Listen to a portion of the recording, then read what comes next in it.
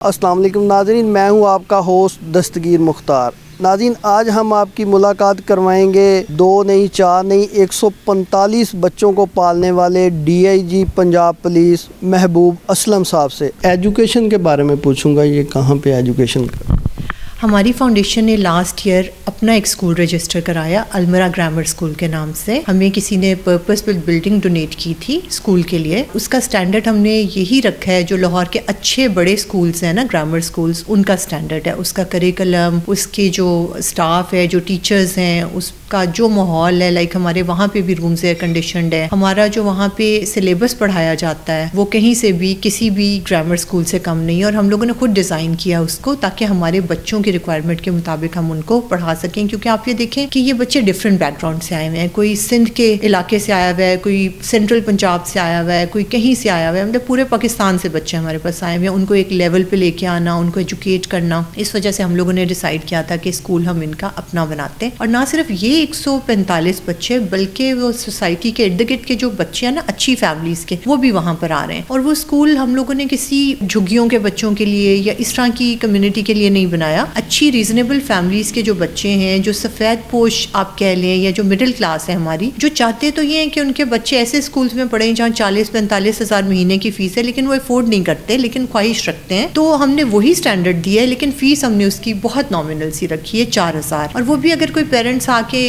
کہتے ہیں کہ ہم 4000 2 بچوں کا دے سکتے ہیں یا ہم نہیں دے سکتے، تو بغیر کسی کو بتائے کہ کون فیس پے کر رہا ہے کون نہیں کر رہا، ہم ان بچوں کو وہاں پہ ایڈمیشن دیتے ہیں۔ اور بچوں کے لیے، کیونکہ دیکھیں ہمارا مقصد جو ہے نا وہ صرف یہ ہے کہ لوگوں کے لیے آسانیاں پیدا کرنی، تو ہماری کوشش ہوتی ہے کہ ہم جس طرح سے جس کے لیے آسانی پیدا کر سکیں ہم وہ کریں۔ میڈم یہ بتائیے گا، یہ کتنی ایج میں آپ اڈاپٹ کرتے ہیں؟ سٹارٹ میں ہم لوگوں نے جو کرائٹیریا رکھا تھا ایج کا، وہ یہ تھا کہ 2-2.5 سال کی عمر سے 5 سال کی عمر کے درمیان کے بچوں کو ہم گود لیتے تھے۔ کوشش ہماری اب بھی یہی ہے، اور میجورٹی جو ہمارے پاس تقریباً 70% پلس بچے ہیں وہ اسی ایج گروپ کے ہیں، لیکن ٹائم کے ساتھ ساتھ آبویسلی انسانوں کے ہی بنائے ہوئے ہوتے ہیں کرائٹیریاز۔ تو کچھ بچے جب سندھ سے آئے نا، سندھ میں سیلاب آیا جب لاسٹ ایئر، بہت تباہی ہوئی، تو کچھ ایسے فیملیز کے بچے تھے جن کی فیملیز نہیں رہیں، ان بچوں کے لیے پھر ہمیں تھوڑا اس کو چینج کرنا پڑا، کیونکہ کچھ بچوں کی ایج گروپ تھا 8 سال 9 سال 10 سال، تو ابھی بھی جو میکسیمم بچہ ہمارے پاس بڑی ایج کا ہے نا وہ 10 سال کا ہے۔ تو اس وجہ سے اب ہمارے پاس میجورٹی جو ہے وہ 2 سے 5 سال کے درمیان کے بچے ہیں، بلکہ 6 سال اب تو تھوڑے بڑے ہو گئے، اور اس کے بعد 6 اور 10 سال کے بچے جو ہے نا وہ تھوڑے کم ہیں ہمارے پاس۔ محبوب صاحب، سر یہ بتائیے گا، محکمانہ کوئی رکاوٹ آئی ہو اس کام میں؟ نہیں، بالکل محکمانہ رکاوٹ نہیں آئی۔ ہمارے جو انسپیکٹر جنرل صاحب ہیں ڈاکٹر عثمان انور صاحب، وہ جس طرح معاشرے میں تبدیلیاں لا رہے ہیں، وہ ہمارے اس کاز کو بالکل سپورٹ کرتے ہیں اور بہت اپریشیٹ بھی کرتے ہیں، اور مجھے انکریجمنٹ بھی ملی ہے۔ اور دیکھیں، ہر محکمے میں اچھے برے انسان ہوتے ہیں، اور ہم پولیس والے بھی ہم آپ لوگوں میں سے ہی ہیں، اور اگر ہم ایک پازیٹیو کام کر رہے ہیں تو اس سے پولیس کا ایک پازیٹیو امیج جا رہا ہے کہ جی police officer is doing this. اور جس طرح ہم اوور آل معاشرے میں اسپیشلی پنجاب میں ہم کوشش کر رہے ہیں کہ لوگوں کو فیسیلیٹیٹ کریں، خدمت مراکز بنا رہے ہیں، لوگوں کو فیسیلیٹیٹ کر رہے ہیں، لائسنس بنا کے دے رہے ہیں، بہت ساری چیزیں اس طرح کی جو ہم کر رہے ہیں، this is one of those projects. اور ایک پولیس آفیسر اگر یہ کر رہا ہے تو یہ ہمارے لیے ایز اے نیشن اور ایز اے ڈپارٹمنٹ ہمارے لیے یہ فخر کی بات ہے، اور اس میں مجھے آج تک کسی نے کسی کام سے نہیں روکا، اور بلکہ مجھے لگتا تھا کہ شاید میری آفیشیل کمٹمنٹس کی وجہ سے میں اس کو پراپر ٹائم نہیں دے پاؤں گا، لیکن وہ جیسے کہ صوفیہ نے کہا نا کہ یہ اللہ تعالیٰ کی ذات کراتی ہے۔ اب مطلب کئی دفعہ ہوتا تھا بندہ 5 بجے آفس سے آتا تھا تو بندہ کہتا تھا یار بہت تھک گئے ہیں، تو اب ان بچوں کی وجہ سے میرے ورکنگ آورس بھی بڑھ گئے ہیں، اور میں ان کو بھی ٹائم زیادہ دیتا ہوں، اور شاید انرجی بھی بہت زیادہ بہتر ہو گئی ہے، تو الحمدللہ there has been no problem at all. Sir, اکثر NGO پہ لوگ بہت سے سوال اٹھاتے ہیں، آپ اس کے فنڈ کو شفاف کیسے بناتے ہیں؟ پہلے دن سے میں بینگ سرکاری ملازم، میں اس فاؤنڈیشن کا حصہ نہیں ہوں، میں صرف بیگم صاحبہ کا سپورٹ کر رہا ہوں، میں تو اس کا ممبر بھی نہیں ہوں، بینگ اے گورنمنٹ سرونٹ میں ہو بھی نہیں سکتا، لیکن پہلے دن سے اس کے فائنانس اور اکاؤنٹس، ہمارے پاس اکاؤنٹنٹ ہے، سب اکاؤنٹنٹ ہے، لیکن اس کے جو فائنینشیل میٹرز ہیں ان کو میں خود بھی دیکھتا ہوں، اور ہم پہلے دن سے ایک بات کر رہے ہیں کہ آپ ہمیں ڈونیشن دیتے ہیں یا نہیں دیتے ہیں، کوئی بھی بندہ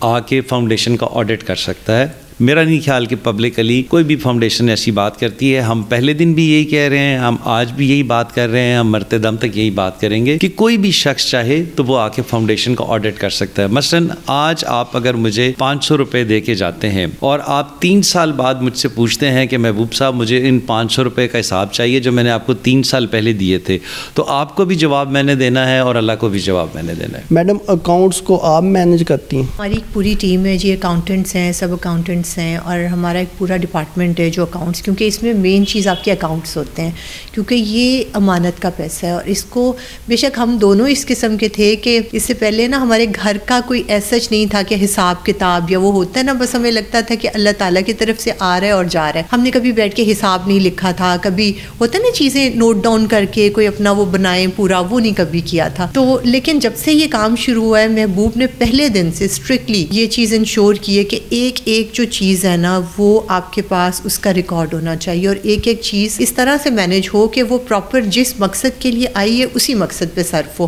اور گھر میں ہمارا کیونکہ بڑا کھلا سسٹم ہے, دیہاتی بیک گراؤنڈ ہے, مہمانداری بھی بہت ہے, کچھ ان کی جاب ایسی ہے, پھر ان کی نیچر ایسی ہے کہ الحمدللہ ہر وقت گھر مہمانوں سے بھرا ہوتا ہے. تو گھر میں ہمارا ایک جو ہے نا مہمانداری پہ بہت ایک کھلا ہاتھ ہے. لیکن وہاں پہ یا فاؤنڈیشن میں کوئی مہمان بھی آ جائے نا تو اس کو سادہ کپ چائے پلاتے ہوئے بھی انہیں تکلیف ہو رہی ہوتی ہے. یہ کہتے ہیں کہ گھر پہ ہی لے جاؤ انہیں اور انہیں گھر پہ ہی چائے پلا دیں, کہ یہ چائے کے بھی پیسے نہیں ہیں اس میں. ہمارے ایک ایکس آئی جی صاحب ہیں ملک آصف حیات صاحب, انہوں نے ہمیں جوائن کیا ہے, اور ان کے جوائن کرنے سے ہمارے سسٹمز بہت, ان کا ایکسپیرینس بہت زیادہ واسٹ ایکسپیرینس ہے. آئی جی پنجاب رہے ہیں, فیڈرل پبلک سروس کمیشن کے چیئرمین رہے ہیں, سیکرٹری ٹو پریزیڈنٹ رہے ہیں, تو ان کا بہت واسٹ ایکسپیرینس ہے. تو ان کے آنے سے ہمارے سسٹمز بہت زیادہ اسٹریم لائن ہو گئے ہیں. اسکول کو بھی وہ دیکھتے ہیں, فاؤنڈیشن کے معاملات بھی وہی, زیادہ تر ڈیسیژن میکنگ اب ہم نے ان کے ہاتھ میں چھوڑ دی ہے. زیادہ تر ڈیسیژنس کے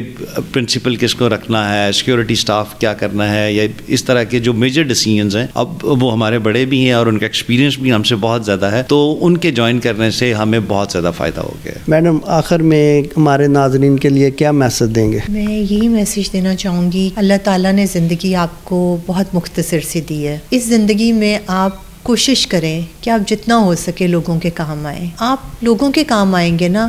تو اللہ تعالیٰ آپ کی زندگی میں, آپ کے بچوں کی زندگی میں اتنی آسانیاں بھر دیں گے جو کبھی آپ نے سوچی بھی نہیں ہوں گی. بس ہر چیز جو ہے, ہمیشہ محبوب ایک بات کہتے ہیں کہ آپ کو گورنمنٹ سے ایکسپیکٹ نہیں کرنی چاہیے. گورنمنٹ آئے گی, وہ چینجز لائے گی, وہ یہ کرے گی, وہ کرے گی, تو ہمارا ملک بہتر ہوگا, معاشرے میں بہتری آئے گی. ہمیں اپنے اینڈ پہ یہ سوچنا چاہیے کہ اس ملک نے ہمیں اتنا کچھ دیا ہے, اتنی عزت, اتنا مان, ہم اگر آج کچھ ہیں تو اس ملک کی وجہ سے ہے نا, تو ہم ان ریٹرن اس کو کیا دے رہے ہیں, ہمیں یہ سوچنے کی ضرورت ہے. اور اگر ہم صرف اپنے حصے کا کام کر لیں گے نا, ہر انسان, آپ یقین کریں کہ یہ ملک انشاءاللہ تعالیٰ دیکھتے ہی دیکھتے تھوڑے ہی عرصے میں وہاں پہنچ جائے گا جہاں ہم نے کبھی سوچا بھی نہیں ہوگا.